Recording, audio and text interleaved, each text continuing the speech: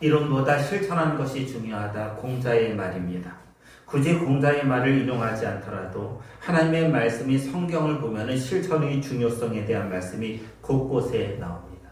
실천을 강조하는 대표적인 말씀은 아마도 마태복음 7장에 있는 예수님의 말씀일 것입니다. 마태복음 7장 24절부터 27절에서 예수님은 이런 말씀을 하시는데 세 번역으로 보면 다음과 같습니다. 그러므로 내 말을 듣고 그대로 행하는 사람은 반석 위에다 자기 집을 지은 슬기로운 사람과 같다고 할 것이다. 비가 내리고 홍수가 나고 바람이 불어서 그 집에 들이쳤지만 무너지지 않았다.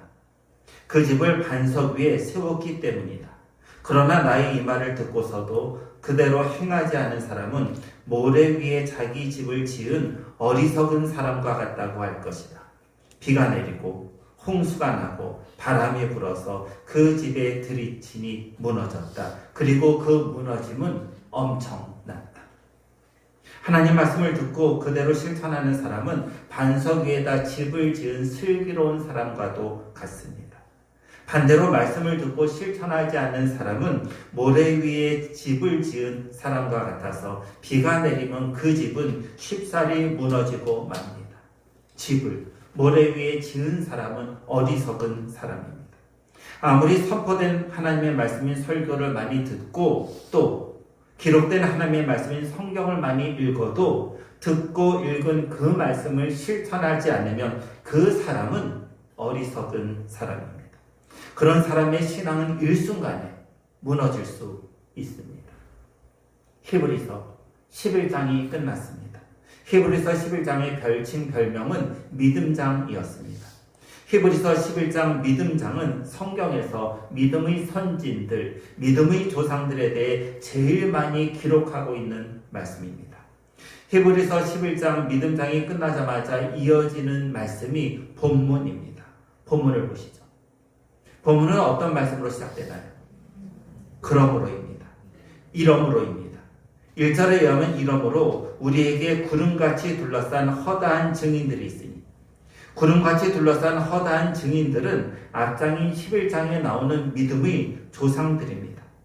이미 앞에서 하나님은 믿음의 조상들이 뛰어난 신앙을 말씀하셨습니다. 그렇게 말씀하신 후 이러므로라는 접속사로 본문을 시작하십니다. 이러므로는 결론적인 내용을 말할 때 사용하는 단어입니다.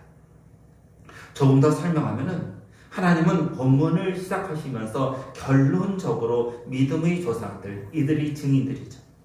증인들에 대해 말씀을 들었으니 너희들도 그들과 같은 믿음의 삶을 살라고 요구하십니다. 지금까지 배운 교훈을 자기 삶에 적용하라는 요청이기도 합니다.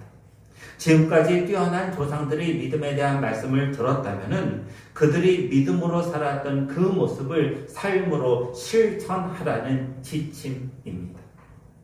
조금 더 본문의 내용으로 좀 들어가야 할 것 같습니다. 먼저 본문은 우리들에게 말씀을 실천하는 우리죠. 말씀을 실천하는 우리들의 상황에 대해 말씀하십니다. 말씀을 실천하는 우리는 어떤 상황의 직면에 있는가에 대한 내용입니다. 그것이 1절이에요. 1절을 함께 읽으십니다. 이러므로 우리에게 구름같이 둘러싼 허다한 증인들이 있으니 모든 무거운 것과 얽매이기 쉬운 죄를 벗어버리고 인내로서 우리 앞에 당한 경주를 하며. 우리는 현재 어떤 상태에 직면해 있습니까? 구름같이 빽빽한 수많은 증인들에 의해 둘러싸여 있습니다. 이 말씀의 이해를 위해서는 앞의 말씀을 다시 봐야 합니다. 40절 하반절을 보세요. 우리가 아니면 그들로 온전함을 이루지 못하게 하려 함심이라 라는 말씀이 나옵니다. 우리가 아니면 그들은 누구였죠? 히브리서 11장에 나오는 믿음의 선진들, 믿음의 조상들이었습니다. 대표적으로 몇 사람만 추스리면 노아, 아브라함, 모세, 다윗 등입니다. 우리가 아니면 이런 위대한 믿음의 사람들이 온전함을 이루지 못합니다. 우리가 아니면 이런 위대한 사람들이 완성에 도달하지 못한다는 의미입니다. 놀랍지 않아요? 우리처럼 부족하고 연약한 사람이었다면 그렇게 위대한 믿음의 사람들조차 온전한 완성에 이르지 못합니다. 그렇게 위대한 믿음의 사람들은 우리를 필요로 합니다. 이 말씀의 이해를 위해서 릴레이 경주에 대한 비유를 들었어요. 지금 릴레이 경주를 하고 있습니다. 우리 앞에서 위대한 믿음의 사람들이 달렸습니다. 노아, 아브라, 모세, 다윗과 같은 사람들입니다. 이제 릴레이 바톤이 최종적으로 누구의 손에 쥐어지는가? 누구라고요? 우리예요. 우리. 결승점을 향해 지금 우리가 달리고 있습니다. 결승점에 도달하기 위해 경기장 안으로 들어서는 순간 경기장을 둘러싼 수많은 사람들이 우리를 보고 환호하며 박수칩니다. 결승점을 향해 뛰면서 저렇게 환호하는 수많은 군중들이 누군가 대략 한번 둘러봅니다. 그렇게 둘러보았더니 누가 보이죠? 노아가 보여요. 아브라함도 보여요. 모세도 보여요. 다윗도 보여요. 히브리서 11장의 수많은 선진들이 우리의 눈에 들어옵니다. 이들이 구름같이 둘러싼 허다한 증인들입니다. 청교도 신학자이자 목회자인 존 오웬은 이렇게 말합니다. 말하자면 구약의 모든 성도가 서서 우리의 노력을 지켜보고 우리가 임무를 행하도록 격려하면서 언제라도 박수갈채로 우리의 성공을 증언하려고 있다. 우리는 그들에게 둘러싸여 있다. 맞습니다. 성경에서 읽었던 구약의 그 위대해 보이는 성도들, 구약뿐 아니라 신약의 그 위대해 보이는 성도들, 그리고 2000년 기독교 역사에서 우리가 성인이라고 말하며 본받고 싶었던 그 위대한 성도들이 마치 구름처럼 빽빽히 둘러싸서 결승점을 향해 달리는 우리를 보고 있습니다. 그들은 우리를 둘러싸서 이렇게 외칩니다. 야, 조금만 더, 조금만 더, 조금만 더 힘을 내. 이제 결승점이 얼마 남지 않았어. 이렇게 외치며 박수치고 응원하고 있습니다.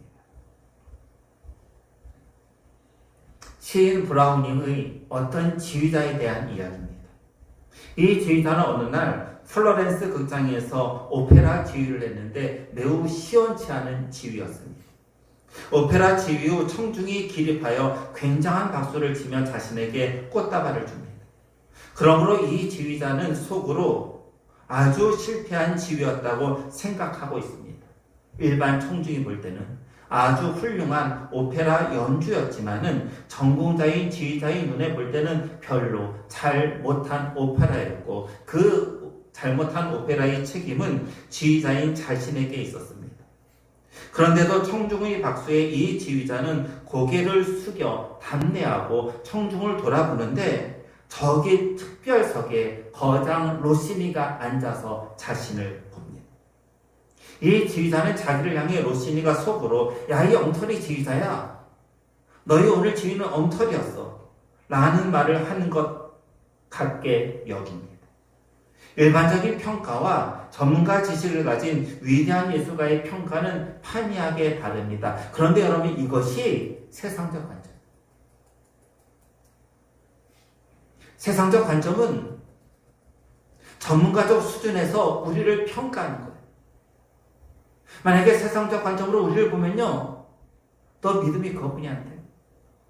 너 겨우 그 정도예요. 이런 평가를 내린다는 것입니다. 하지만 본문의 관점은 다릅니다. 본문을 보시기 바랍니다. 현재 최종적 결승점을 향해 달리고 있는 것은 우리입니다. 우리보다 먼저 달린 위대한 사람들과 비교하면 우리는 형편없습니다. 부족하지요. 연약합니다. 믿음이 흔들릴 때도 많습니다. 아주 조그만 일에도 포기합니다. 그럼에도 그 위대한 사람들이 구름같이 빽빽하게 둘러싸서 우리를 응원합니다. 조금만 더 힘을 내. 결승점까지 거의 다 왔어. 너는 충분히 할 수 있어. 너가 있어야 우리가 온전해져. 너가 있어야 우리 모두가 완성에 이르러. 그러니 조금만 더 힘을 내. 너는 그 정도로 대단한 선수야. 이렇게 응원합니다. 지금 우리에게 처해진 상황이 바로 이런 상황이라는 것입니다. 위대한 믿음의 사람들로부터 응원받고 있습니다. 본문을 보면은 지금 우리가 하고 있는 일이 나옵니다. 지금까지 설명한 거예요. 1절을 보시기 바랍니다. 현재 우리가 하고 있는 일을 단 하나의 단어로 설명합니다. 뭐죠? 맞습니다. 경주입니다. 경주는 모든 그리스도인이 반드시 해야 할 일입니다. 바울은 빌립보서 3장 12절에서 이런 고백을 합니다. 내가 이미 얻었다 함도 아니요 온전히 이루었다 함도 아니라 오직 내가 그리스도 예수께 잡힌 바 된 그것을 잡으려고 달려가노라. 바울은 곳곳에서 달려간다는 표현을 사용합니다. 성경은 곳곳에서 달려간다는 표현을 사용합니다. 이것은 신앙의 모습이 마치 경주하는 것, 달리기와 같다는 의미입니다. 바울뿐 아니라 모든 그리스도인도 달려가는 이들입니다. 신앙은 경주하는 이들, 달려가는 사람들입니다. 신앙을 경주에 비유할 때 경주하는 사람의 자세가 있습니다. 어떤 자세로 경주에 임해야 하는가? 1절을 보시기 바랍니다. 경주에 임하는 사람의 자세가 나옵니다. 그것은 모든 무거운 것과 얽매이기 쉬운 죄를 벗어버리고입니다. 무거운 것은 장애물을 뜻해요. 운동선수가 경기하는데 장애가 되는 것이 장애물이죠. 고대 그리스 운동 경기에서 경주자는 몸이 비만하지 않도록 혹독한 훈련을 받았습니다. 지금도 마찬가지지만 운동하는 사람들, 경기자가 음식을 함부로 먹어 비대해진 체중은 경주에 임하는 사람에게는 매우 무거운 짐이었습니다.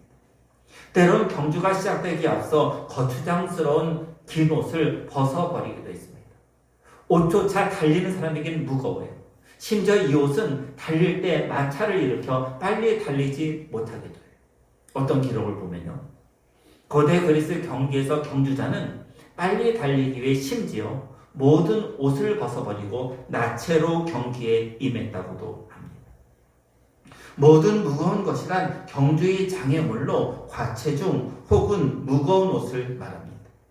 죄의 문제로 넘어가면 문제는 훨씬 더 심각해집니다. 장애물은 경주자를 무겁게 하지만은 죄는 발을 걸어 바닥에 넘어뜨리고 경주를 포기하게 만듭니다. 여기서 죄의 특성을 주목해서 보시기 바랍니다. 죄의 특성이 뭐죠? 1절에 의하면 죄 앞에 죄를 꾸미는 형용구가 나와요. 뭡니까?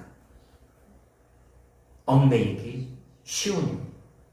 얽매이기 쉬운의 의미는 쉽게 빗나가게 하는 입니다. 죄의 특성은 쉽게 빗나가게 한다입니다. 경주자가 경주에 임해 이 경주자에게 최종적인 목적지는 어디죠? 결승점인 거죠. 그럼 경주자가 신앙인 그리스도인이라고 할 때 우리 그리스도인에게 최종적인 목적지는 어디입니까? 천국입니다. 여러분, 그런 죄의 특성이 무엇인지 이해됐습니다. 죄의 특성은 쉽게 빗나가게 하는 거예요. 우리가 지금 천국을 향해 경주를 하고 있어요. 천국을 향해 똑바로 보고 가고 있어요. 그럼 죄는 어떻게 하는가? 우리가 천국으로 가는 그 길에서 우리를 빗나가게 만드는 거예요. 우리를 천국으로 가지 못하도록 곁길로 가도록 만드는 것이 죄라는 것입니다. 그래서 얽매이기 쉬운 죄는 성도를 방해하는 가장 무겁고도 가장 무서운 짐입니다. 경주자는 모든 무거운 것과 얽매이기 쉬운 죄를 벗어야 합니다. 본문을 보면은 경주의 방법도 나옵니다. 1절을 보시기 바랍니다. 경주의 방법이 무엇일까요? 1절은 경주의 방법을 인내로서라고 설명합니다. 천국을 향해 가는 경주는 단거리 경주가 아닌 장거리 경주입니다. 장거리 경주에서 중요한 것은 속도가 아니라 인내예요. 끝까지 뛰는 것이에요. 1절을 보시면 예수님도 이 경주에서 인내하셨습니다. 2절에 의하면 어떤 인내를 하셨는가? 십자가를 참으사 부끄러움을 개의치 않으셨습니다. 십자가의 부끄러움은요, 두 가지 측면에서 주는 엄청난 수치스러움이었습니다. 먼저 십자가는 사형 집행 도구였기에 예수님께 엄청난 수치를 주었습니다. 예수님은 자연적인 질병 혹은 사고로 돌아가신 것이 아니라 사회의 이단자이자 범법자로 처형되셨습니다. 극악무도한 범죄자로 죽는 것은 극도히 수치스러운 일이었습니다. 또 하나, 십자가의 부끄러움은 감정과 관련되어 있습니다. 비난하는 눈빛으로 보면서 사람들이 이렇게 말할 때가 있습니다. 도대체 무슨 일이니? 난 내가 최소한 이 정도일 줄은 몰랐어. 나는 정말 너가 이 정도일 줄은 꿈에도 몰랐어. 이런 말을 하면서 고개를 돌릴 때 다른 사람들 앞에서 벌거벗은 모습처럼 극도로 당황하고 수치심을 느낍니다. 예수님이 십자가에 달리셨을 때의 경험이 이러했습니다. 예수님은 다른 사람들로부터 비난, 모욕의 눈빛을 받으셨습니다. 지나가던 사람들은 머리를 흔들며 십자가에 달리신 예수님을 향해 욕을 퍼부었습니다. 종교 지도자들은 예수님을 조롱하며 비웃었습니다. 심지어 함께 십자가에 달린 죄수들조차 예수님을 비아냥거렸습니다. 사형수라 해도 인간으로서 최소한의 존엄성을 지켜주는 것이 당시 관례였습니다. 이 관례에 의하면 사형수는 집행인과 주위 사람들의 경멸의 눈빛을 피할 수 있도록 머리에 두건을 쓴 채 죽음을 맞이했습니다.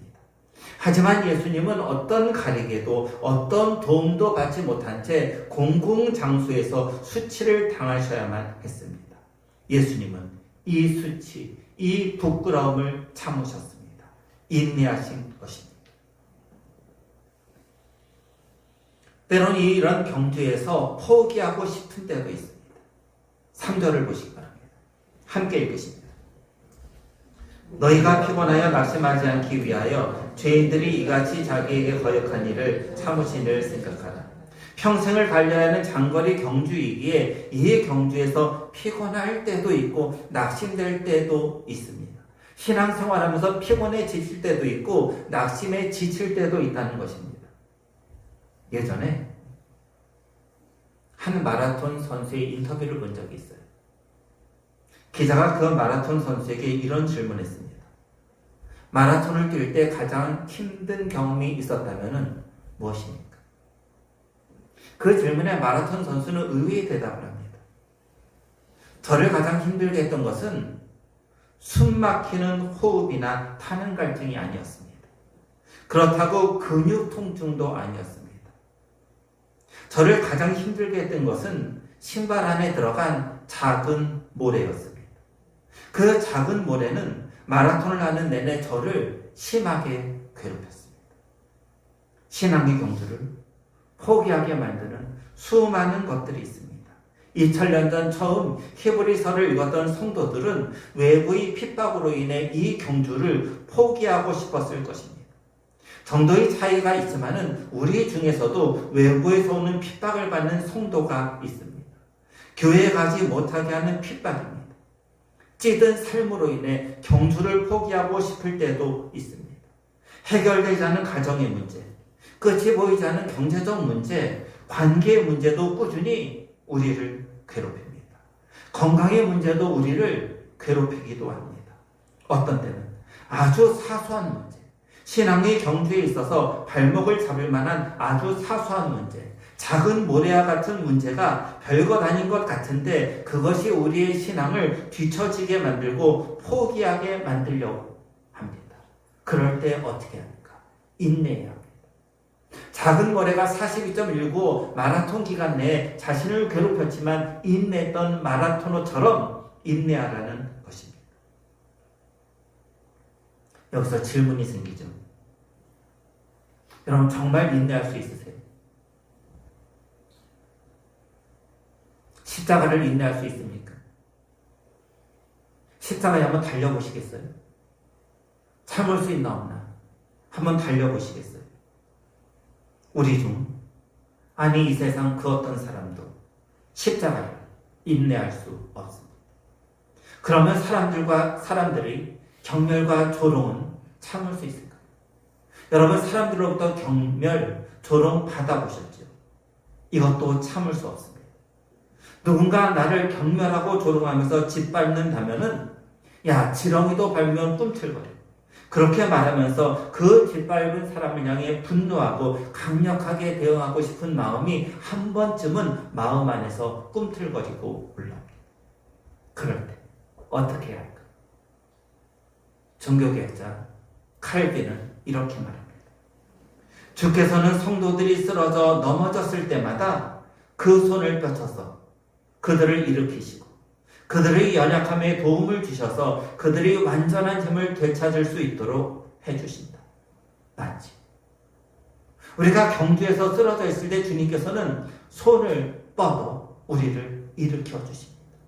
경주에 지쳐서 포기하고 싶을 때 완주하도록 뒤에서 밀어 주십니다. 사무엘 슈메이커는 어느 날 뉴욕시 빈민가에서 삶과 사역에 헌신하게 된 계기에 대해 질문받은 적이 있습니다. 당시 슈메이커의 건강은 매우 쇠약해져 있었던 반면에 그 도시 뉴욕의 피로는 너무나 엄청나서 기가 질릴 정도였습니다. 자네가 짊어진 그 엄청난 부담감으로 인해 쓰러지기 전에 거기서 빠져나온 것이 어떤가 친구가 걱정스럽게 말할 정도였습니다. 이에 대해 슈메이커는 다음과 같이 대답합니다. 나 역시 당장이라도 도망가고 싶다. 하지만 십자가에 달리신 그 신기한 분이 허락하지 않으신다. 신앙의 경주에서 지치고 힘들어서 슈메이커처럼 당장이라도 포기하고 싶을 때가 있습니다. 그런데 십자가에 달리신 그 신기한 분이 허락하지 않으십니다. 십자가에 달리신 그 신기한 분이 오히려 포기하고 싶은데 우리에게 힘을 주시고 일으켜 주시고 때론 앞에서 끌어주시고 뒤에서 밀어주십니다. 이제 마지막으로 우리가 경주에서 할 일을 봐야 합니다. 우리가 경주를 하는 내내 무엇을 해야 하는가? 이것은 경주의 목표와도 일맥상통합니다. 2절 상반절에 있습니다. 2절 상반절을 함께 읽으십니다. 믿음의 주요 또 온전하게 하시는 이인 예수를 바라보자. 믿음의 주 그리고 온전하게 하시는 이인 예수를 바라보야 합니다. 그때 주님은 십자가에 달리신 그 신비한 주님은 우리가 경주를 완성할 수 있도록 힘을 주십니다. 2절에서 주로 번역된 헬라어는 알케고스라고 읽습니다. 알케고스는 앞에서 한번 나왔던 단어입니다. 여러분 앞으로 가서 히브리서 2장 10절을 좀 보시기 바랍니다. 히브리서 2장 10절을 함께 읽으십니다. 그러므로 만물이 그를 위하고 또한 그로 말미암은 이가 많은 아들들을 이끌어 영광에 들어가게 하시는 일에 그들의 구원의 창시자를 고난을 통하여 온전하게 하심이 합당하도다. 이 말씀에는 창시자가 나와요. 창시자를 헬라어로 보면 알케고스라고 되어 있습니다. 알케고스 창시자는 선구자 혹은 개척자로 번역되기도 합니다. 어떤 이론이나 학파를 시작한 사람이 창시자입니다. 이런 사람은 그 이론이나 학파의 개척자 또는 선구자이기도 합니다. 제가요 2장 10절을 설교할 때 이런 예를 들었어요. 배가 좌초되었습니다. 좌초된 배의 사람들을 살리기 위해 한 사람이 먼저 밧줄을 허리에 메고 헤엄쳐 육지에 상륙합니다. 배에 있던 사람은 그 밧줄에 의지해서 무사히 육지로 갑니다. 이때 맨 처음 밧줄을 끌고 헤엄쳐 육지에 도착한 사람이 창시자 알케고스입니다. 엄마가 어린아이를 데리고 눈이 많은 길을 가려 합니다. 그때 엄마가 어린아이에게 이런 말을 합니다. 야, 엄마가 먼저 앞을 갈게. 너는 엄마의 발자국만 밟고 와. 그러면 신발에 눈이 들어가지 않을 거야. 그때 엄마는 알케고스입니다. 엄마가 길을 개척한 선구자입니다. 알케고스는 비록 힘들지만 뒤를 따르는 사람을 편하게 하는 사람입니다. 알케고스가 힘들게 개척한 길을 뒤를 따르는 사람은 편하게 갑니다. 예수님이 알케고스입니다. 우리보다 먼저 경주에 임하셨습니다. 그래서 어떤 길이 힘든지 어떤 길이 가파른지 어떤 길이 비교적 쉬운지를 압니다. 힘든 길 앞에서 끌어줍니다. 가파른 길 우리 주님은 뒤에서 밀어줍니다. 그래서 우리 주님이 가신 길을 우리 주님을 바라보고 가면은 편리하게 천국에 이르릅니다. 이 예수님을 바라보아야 합니다. 우리보다 앞서가신 예수님을 바라보면서 그대로 예수님이 가신 그 발자국을 따라가면 됩니다. 바라본다는 시선을 집중하는 것을 뜻합니다. 따라서 예수를 바라보자라는 말은 눈을 팔지 말고 곁눈질하지 말고 오직 예수를 쳐다보며 그를 향해 달려가자는 의미입니다. 때론 다른 것이 시선에 들어옵니다. 그때 다시 그 시선을 예수께로 돌려야 합니다. 세상에 눈이 가죠. 돈에 눈이 가요. 나를 인정하고 칭찬받으려는 욕구에도 눈이 갑니다. 궁극적으로 나 자신에게 눈이 갑니다. 나는 아니라고 말하지만은 조금 높아지기를 원하는 것에 눈이 갑니다. 그때 다시 그 시선을 예수님께로 돌려야 합니다. 예수님을 바라본다는 것은 3절에 의하면은 예수님을 생각하는 것입니다. 삶에서 예수님을 생각해야 합니다. 하루 종일 우리 생각을 지배하는 것이 무엇입니까? 여러분, 하루 종일 우리 생각 안에 떠오르는 것이 뭐예요? 그것이 만약에 예수님이 아니라면은 그것은 우상. 내가 하루 종일 무엇을 생각하나 점검해 보시기 바랍니다. 그것이 예수님이 아니라면 그것이 나를 지배하는 우상입니다. 예수님을 생각하는 성도가 믿음의 주요 온전하게 하시는 이 예수를 바라보는 성도입니다. 인도의 박해희 목사님이 친구와 함께 험한 길을 따라 구름지대를 가로질러 걸어가고 있었습니다. 한참 걸어간 후 그들은 계곡의 급류 위로 연결된 좁다란 밧줄 다리를 건너게 되었습니다. 그 다리를 많이 건너가본 친구가 밧줄 다리를 건너 먼저 건너편에 도착했을 때 박해희 목사님을 쩔쩔매며 겨우 다리 중간 지점을 지나고 있었습니다. 박해희 목사님은 소용돌이 치는 급류를 내려다보자 순간 현기증을 느낍니다. 마치 지금 내가 건너고 있는 이 다리가, 이 밧줄 다리가 급류에 의해 흔들리며 움직이는 것처럼 느껴집니다. 그때 친구가 박해희 목사님을 향해 소리칩니다. 박해희, 내려다보지 마. 나를 똑바로 보고 와. 그 친구는 효력을 발휘했습니다. 박해희 목사님은 세차게 흐르는 물결에서 친구에게로 시선을 돌렸을 때 담대히 그 다리를 건널 수 있었습니다. 사랑하는 성도 여러분, 예수님을 똑바로 쳐다보시기 바랍니다.